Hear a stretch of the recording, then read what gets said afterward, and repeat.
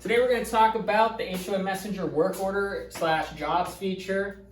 It's a powerful tool that board members and managers can use to help keep track of all the different types of jobs like roof leaks, plumbing repairs, trash pickup, those types of things. And it enables small boards and communities of any size really to automate their work order follow-up and tracking process. And so the way it works is you as a manager or board member of your HOA can submit a work order using the mobile app or the web dashboard.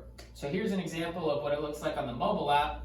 Just you're able to pull it up, pull the job, create a job, enter in any of the information, attach a couple pictures or PDF documents, and then you select the vendor of choice. If they're a member of the HOA Messenger app, they will show up on the vendor options. If they're not, you can enter their email and they'll get the work order request via email.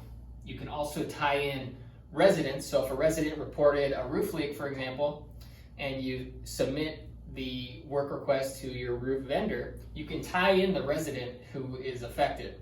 And so when you submit the work order to the vendor that has all the information, the resident is automatically notified that you have submitted the work order. When the vendor then receives the information and accepts the work order, you as the board member or manager is automatically notified, as is the resident.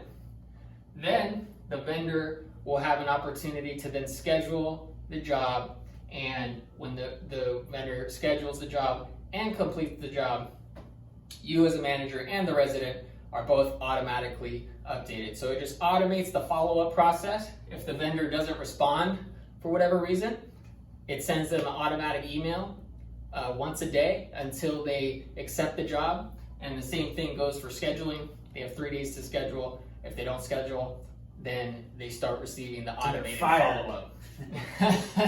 So it's meant to save a lot of time for managers who would just have maybe 100 work orders going out at the same time, or board members, if they have several work orders, they can also keep track of them and archive that information and then go back and access that information if needed at a later date.